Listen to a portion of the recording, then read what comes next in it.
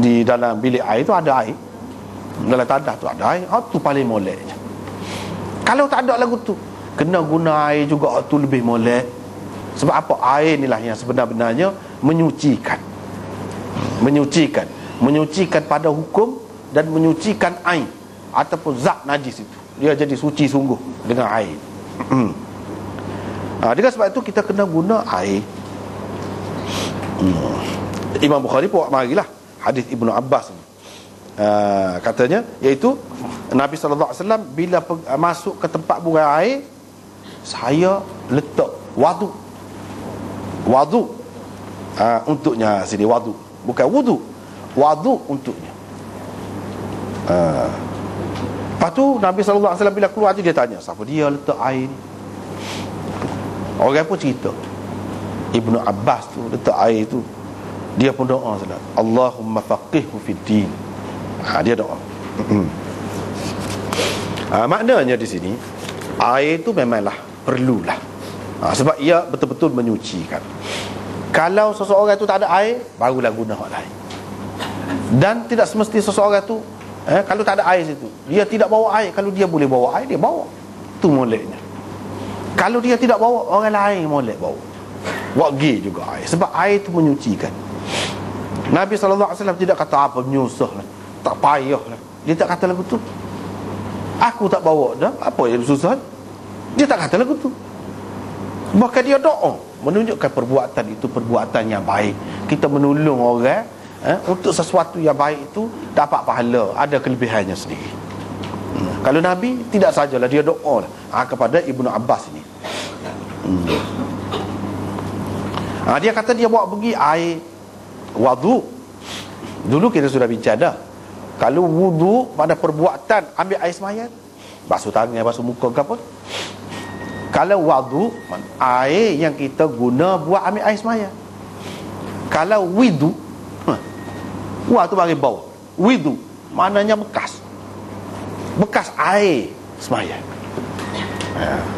Tu bahasa Arab. Dia baris tak baris. Kalau tak pandai sungguh, baca koksi lah kan. Baca koksi jadi makna lagu lain lalu. Wudu makna bekas, supaya wi'a. Tu sama wazan. Dia bahasa Arab ni ada kelebihan dia. Dia ada wazan dia tu. Ditimbangannya serupa dengan dia. Sama. Wi'a, wa tu bagi bawah. Wudu. Itu kalau bekas. Kalau wadu makna alat untuk kita berwudu, yakni air. Kalau wudu, perbuatan berwudu. Di sini dia kata wadu, tengok. Aku bawa pergi wadu, kata dia. Wadu tu mana air. Ibnu Abbas sekarang ni bawa pergi air ni untuk Nabi SAW berwudu, ambil air semaya tu ke untuk gunakan bersuci untuk basuh najis. Kalau wadu tu dengan maknanya untuk ambil air semaya, sebagai air semaya. Sedangkan yang diperlukan di sini, duduk cerita ni, dia pergi tempat buang air. Tempat buang air itu perlu untuk beristinja, untuk menyucikan diri daripada najis. Tu yang diperlukan. Apa dia kata wadu? Apa dia tidak kata aku buat pergi air kepada dia? Aku buat pergi air kepada dia. Apa dia tak kata begitu? Yang ni dia aku buat pergi air yang boleh buat ambil air sembahyang. Patut Nabi SAW sebenarnya guna untuk gapo? Untuk beristinja, untuk ambil air sembahyang, air saat ni tu. Dia berapa perkara di situ. Yang pertamanya, ada ulama yang mengatakan Nabi SAW guna hak tu untuk istinja. Wadu tu untuk ambil air sembahyang tu. Gini, dia bahasa Arab ni dia ada guna mengikut bahasa, ada kalanya mengikut istilah. Kalau istilah ni wudu istilahi, maksud dianya wudu lah ambil air sembahyang. Tapi kalau wudu lughawi, orang panggil mengikut bahasa Arab, orang panggil bersuci. Tidak semestinya ambil air sembahyang. Di situ dipakai dengan makna bahasa Arab biasa, bukan dengan makna istilah syarak, tidak. Sebab apa? Dia banyak dalam Quran pada sebut wasalli alaihim inna salataka sakanul lahum. Misalnya inna salataka, salat di situ bukan makna sembahyang. Doa situ. Salah dengan makna doa tu kok mana? Dari segi bahasa Arab. Bukan dari segi istilah agama. Kalau istilah agama, salah ni semaya. Supaya juga wuduk tadi. Jadi hak sebenarnya, kata dia, Nabi SAW guna untuk bersuci, istinja, bukan untuk ambil air sembahyang. Sebab kalau untuk ambil air sembahyang tak payah letak dekat tu, dekat dia buang air tu. Nantilah dia akan tubik pergi tempat lain. Ini maksudnya Nabi SAW guna untuk tu. Dan wuduk dengan makna suci. Istinja tadi boleh dipakai. Itu yang pertama. Yang keduanya, Imam Bukhari nak cerita sini ke dia, bila kita nak basuh najis, air setara mana? Air setara mana? Takutlah kita kata, dapat kau nak basuh najis juga, ikutlah ambil air lah ke mana-mana pun. Ada, tidak gitu. Dia nak ayatnya air yang layak untuk buat wudu. Suci lah air tu. Hak tu hak molek. Nabi tidak pula kata, apa yang mau mari air hok comel gini mo, bersih gini mo ni, hok ni boleh buat minum ke, boleh buat ambil air semaya ke, apa yang mari letak sini. Dia nak ayatnya air yang bersih ni memang hak tu lebih utama digunakan, walaupun untuk membersih najis. Itu Imam Bukhari nak cerita. Halus tu cara dia tu. Dalam so tu dia mari banyak perkara.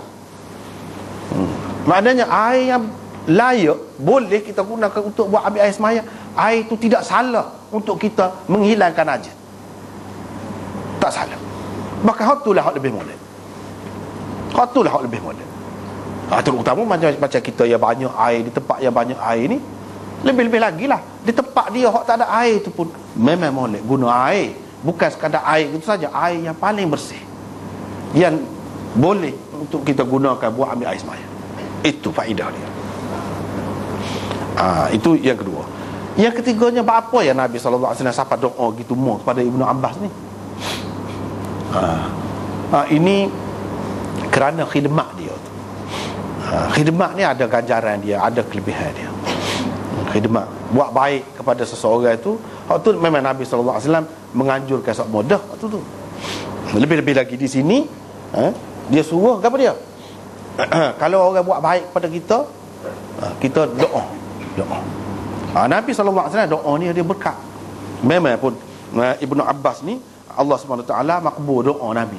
Memang dia jadi orang alim besar, sehingga orang panggil Habrul Ummah. Habrul Ummah, orang yang lautan ini, ataupun Hibrul Ummah, lautan ilmu dia.